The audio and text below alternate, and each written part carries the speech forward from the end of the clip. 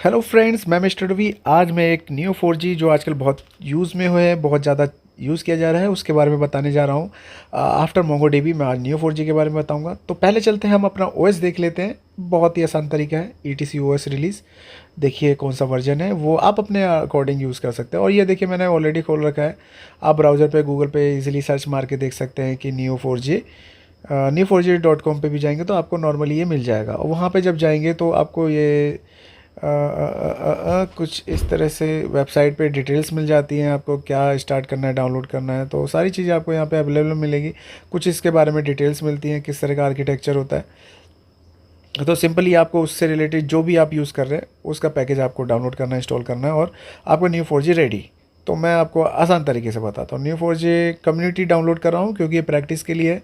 तो अगर आप कंपनी के लिए यूज़ करें तो थोड़ा ध्यान रखिए, आपको परचेज़ करना पड़ेगा। तो मैं कम्युनिटी वर्जन पे क्लिक कर रहा हूँ, कम्युनिटी सर्वर, क्योंकि ये फ्री होता है फॉर लर्निंग पर्पस और छोटे मोटे चीज़ों के लिए यूज़ करने के लिए, फॉर अ प्रैक्टिस बोल सकते हैं। एलटीएस वर्जन इसलिए यूज़ करते हैं, ये स्टेबल वर्जन होता है, तो हमेशा एलटीएस वर्जन ही यूज़ करना चाहिए। और देखो तरीके हैं, टार लेना है, जिप लेना है, डेबिन मतलब अबंतु के लिए, आरपीएम मतलब रेड हैट या सेंटोस मशीन के लिए। तो सेंटोस तो आई थिंक बंद ही हो रहा है, तो आजकल रेड हैट पे बना रहे हैं सब।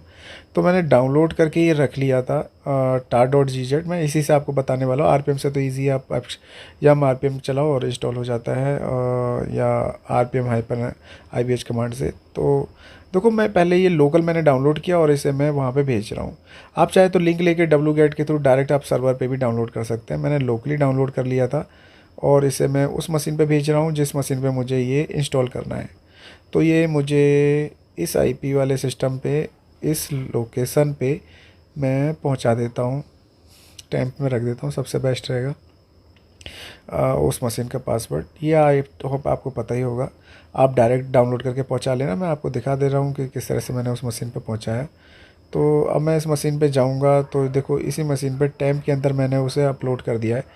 टैंप के अंदर जाते हैं, ये देखिए ये कम्युनिटी वर्जन जो है Neo4J का वो अपलोड हो चुका है। बधाई हो। अब इसको एक्सट्रैक्ट कर लेते हैं। एक्सट्रैक्ट मतलब कि जिप बनी हुई है, जिप खोल रहा हूँ और उसमें से डाटा निकाल के उसे फैला रहा हूँ चारों तरफ। हाइपन सी मतलब कि ये उस लोकेशन पे रख भी देगा, मतलब अनजिप भी करेगा और किसी और लोकेशन में जहाँ आपको रखना है वो पाथ दे दिए, उस लोकेशन पे ये से एक्सट्रैक्ट करके रख देगा। तो है ना काम की बात। और फिर कुछ लोगों को नहीं पता होता, जिसे पता है वो ये ना सोचे ये तो क्या बताया नया सा, मगर जिन्हें नहीं पता उनके लिए तो बहुत अच्छी बात है ना। तो ये मैंने यहाँ पे Neo4J नाम से बनाया, एक्सट्रैक्ट हुआ, और इसके अंदर कुछ ये फाइलें हैं जिसमें मुझे Neo4J फाइल को यूज़ करना है। मगर यहाँ प्रॉब्लम जो आती है वो मैं आपको इसके साथ साथ बताने वाला हूँ। Neo4J में कई बार लोग फंस जाते हैं ओवर स्मार्टनेस के चक्कर में, तो वो चीज़ें भी मैं क्लियर करता जाऊँगा। मैं बाहर आ गया, बाहर बाहर बाहर बाहर कौन Neo4J कॉन्फ़िगरेशन में चलते हैं। कॉन्फ़िगरेशन में जाएंगे तो देखो जिस तरह से मैं बाहर आया फोल्डर में, तो वो ऐसे ही आपको भी आना है। यहाँ पे आपको क्या ढूंढना है, मैं क्या ढूंढ रहा हूँ मुझे नहीं मिल रहा। वीडियो बनाई थी बहुत पहले, क्या चेंजेस किया। अच्छा 7474 ये लिस्ट रन करेगा इस पे, और इस पोर्ट पे मतलब वो कनेक्ट होगा। और आप पोर्ट बदलना चाहते हैं तो पोर्ट बदल सकते हैं 7474 की जगह। तो जब आप Neo4J कनेक्ट करेंगे तो इस पोर्ट पे वो कनेक्ट होगा। तो ये नॉर्मल सी चीज़ें थी। कुछ आप अपने अकॉर्डिंग चेंज करना चाहते हैं तो ये कर सकते हैं, SSL वगैरह ये सब। अगर आप सिक्योर बनाना चाहते हैं तो वो कर सकते हैं, और बाकी का तो मैं आपको नॉर्मली दिखा ही रहा हूँ। और आपको इसके बारे में जानना है तो आप कमेंट में मुझे मैसेज कीजिए। मेरे वीडियो सब्सक्राइब, चैनल सब्सक्राइब और वीडियो लाइक करें तो मैं मोटिवेट हूँगा, तो और धड़ल्ले से वीडियो बनाऊँगा। तो ये देखिए सिंपली यहाँ पे और कुछ चेंजेस तो नहीं लग रहे हैं। मैं देखता जा रहा हूँ इसमें क्या क्या फाइलें हैं। नीचे तक एक एक फ़ाइल देख ली है, तो आई थिंक एंड हो गया। एंड हो गया। आप सर्च कर सकते हैं अगर आपको कोई फ़ाइल नहीं मिल रही है जो आपको चेंजेस करने हैं, मतलब कि हमें कहीं से भी अलाउ करना है, तो वो कैसे करेंगे। ये देखो मैंने क्या करा, इस लाइन को डायरेक्ट ही सर्च मार लिया। ये मतलब कि किस मतलब बाहर से अलाउ करना है तो 0.0 लिखिए। लोकल होस्ट मतलब उसी सर्वर से एक्सेस करना है, उसी सिस्टम से। और अगर किसी पर्टिकुलर IP से करना है तो वो आपको IP, इसकी पब्लिक IP आपको मेंशन करनी पड़ेगी। तो नॉर्मली चेंज कर दिया मैंने, आपको पता चल गया कहाँ चेंजेस किए थे मैंने। ठीक है, कॉन्फ के अंदर जाके मैंने नॉर्मली फ़ाइल में चेंजेस किए थे, तो ये चेंज करने के बाद अब मैंने इसे चलाया तो आपको ना जावा का एरर दे रहा है, जावा फाइल वर्जन 55। आप ये गूगल करेंगे तो आपको मिलेगा 55 कौन से वर्जन में आता है, तो उसके अकॉर्डिंग आप अपना वर्जन सेलेक्ट कर सकते हैं और ये बता देगा कि आपका वर्जन कौन सा है और आपको कौन सा वर्जन ये चलाने के लिए बोल रहा है। तो मैंने जावा 11 इंस्टॉल कैसे करना है वो देखता हूँ। तो ये हायर वर्जन मांग रहा होगा, तो मैं देख लेता हूँ कि 8 और 7 पे कैसे इंस्टॉल करना है। अगर आपको आता है यहाँ तक तो आप थोड़ा सा वीडियो स्किप कर सकते हैं कि कैसे जावा कन्फिगर किया जाता है, पाथ कैसे कन्फिगर किया जाता है। वैसे मैं ये ऑलरेडी वीडियो बना चुका हूँ कैसे जावा पाथ वगैरह कन्फिगर किया जाता है। ओरेकल का करना है तो आपको ओरेकल की साइट से क्रेडेंशियल यूज़र क्रिएट करने पड़ेंगे, साइनअप करना पड़ेगा, फिर आप वहाँ से डाउनलोड कर सकते हैं। नहीं तो आप नॉर्मली इस कमांड से भी इंस्टॉल कर सकते हैं, ईजिली इंस्टॉल हो जाता है। इससे ये ओपन जेडीके होता है, ये भी काम कर देगा आपका, और आपका सर्विस जो है Neo4j की चल जाएगी। तो ये पैकेजेस लिया है आरपीएम की डिपेंडेंसीज और जावा इंस्टॉल कर रहा है। तो ये आपको पता होना चाहिए कि Neo4j के लिए आपको जावा की रिक्वायरमेंट भी पड़ेगी, और कौन से जावा के ज़रूरत पड़ेगी वो आपने देख लिया कि यहाँ पे वर्जन बता रहा है। अभी मैंने 11 किया इंस्टॉल, तो ये इंस्टॉल हो रहा है, थोड़ा सा टाइम ले रहा है, थोड़ा थोड़ा थोड़ा थोड़ा 26 तक पहुँच गया। लो ये हो गया इंस्टॉल। तो ये इंस्टॉल होने के बाद जावा हाइपन वर्जन करूँगा तो मुझे दिखाएगा 1.8। देखो आपने इंस्टॉल किया है, आपने डिफ़ॉल्ट सेट नहीं किया, तो डिफ़ॉल्ट सेट करने की कमांड आप कैसे करेंगे वो मैं बता दूंगा, मगर मैंने अभी जस्ट चला दिया, आपको लगा हो कि इंस्टॉल किया और ज़्यादा चल गया होगा, तो जावा एरर है ये अभी भी। तो नॉर्मली आपको डिफ़ॉल्ट जो अभी जावा 1.8 है उसे स्विच करके उस जावा को रखना है जो ये सपोर्ट करता है। 55 वर्जन इसने बोला है, रिसेंट वर्जन ये है, मतलब ये 1.8 का वर्जन है, और हमें आगे का वर्जन इसको रिक्वायर्ड है 50। ओके, क्लास फाइल 52, तो 52 अगर इसे ऐसे मारेंगे तो आपको दिखा देगा 52 comes when you are trying to run a class compile using a 8। 1.8 use करते हैं तो 52 आता है, और आपको रिक्वायरमेंट है 55। तो मैंने थोड़ा उल्टा बोल दिया था इससे पहले, है ना। तो इतना ज्ञानी तो मैं भी नहीं हूँ, मेरे पास 13, 8 सब पड़ा है, और 11 मैं चढ़ा भी चुका हूँ। अगर आपको 13 की ज़रूरत है तो आप 13 भी डाल सकते हैं। किस तरह से जावा अपडेट किया जाता है मैनुअली, ये तो मैंने आपको एक कमांड लाइन से डाल के बताया था। मैं आपको टार फाइल से कैसे जावा मतलब कॉन्फ़िगर किया जाता है मैनुअली, वो इसमें भी दिखा देता हूँ। मैं ऑलरेडी वीडियो में वैसे बता चुका हूँ, पहले इसको इस सर्वर पे चढ़ा देता हूँ, फिर आपको दिखाता हूँ कि कैसे कॉन्फ़िगर किया जाएगा। लोकेशन पे चढ़ा दिया। आप कह रहे होंगे कि Neo4j कब आएगा। अगर आपको जावा कॉन्फ़िगर करना आता है तो ये स्टेप आप स्किप करिए, थोड़ा सा आगे बढ़िए, और Neo4j कैसे स्टार्ट करना है, कैसे चेंजेस करने हैं, कैसे बैकग्राउंड में चलाना है सर्विसेज, वो मैं आपको दिखा दूंगा। और ये मैं आपको टार फाइल के थ्रू बता रहा हूँ। आरपीएम में सिंपली इंस्टॉल हो जाता है, मगर वहाँ पे भी जावा का एरर आएगा तो आप कंफ्यूज हो जाएंगे।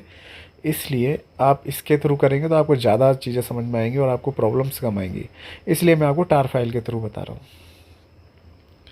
तो ये मैं डायरेक्ट इस लोकेशन में कर रहा हूँ, मोस्टली मैं इसी पे ही करता हूँ।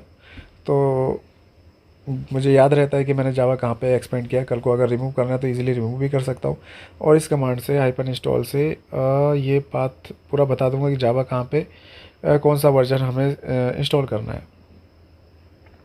जावा। और इससे मैं 100 दे देता हूँ, फिर जावा सी कंपाइलर भी डाल ही देता हूँ जब इतना किया है तो।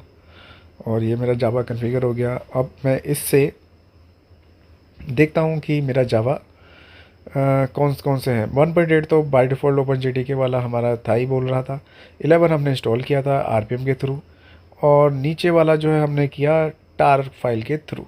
देखा मैंने दोनों तरीके बता दिए, और तीसरा तरीका तो पहले से इंस्टॉल था तो बताया नहीं वाला उसमें कुछ था ही नहीं। दो ही तरीके होते हैं, वो मैंने इंस्टॉल करके बता दिए। अब देखो मैंने 2 नंबर सेलेक्ट किया तो मतलब जावा 11 सेलेक्ट हुआ होगा, तो जावा 11 डिफ़ॉल्ट सेलेक्ट हो गया, और डिफ़ॉल्ट जो है हमारा जावा 11 है, पहले 8 था। दोबारा से चला के देखेंगे, अगर आपको 3 पे स्विच करना है मतलब कि 13 पे, तो आपको 3 नंबर सेलेक्ट करना पड़ेगा, और आपका जावा 13 भी हो गया। अब इसके बाद वापस चलते हैं Neo4j की तरफ। बिन में जाना है, बिन में जाने के बाद हमें New4j कमांड रन करनी है, तो ./New4j और कंसोल, और ये देखते हैं अब स्टार्ट होता है कि नहीं। हेयर वी गो, कह रहा है कि you are using unsupported Java run time. Unsupported बोल रहा है मगर चलाते जा रहा है, तो चलने दो, फिर क्या दिक्कत है।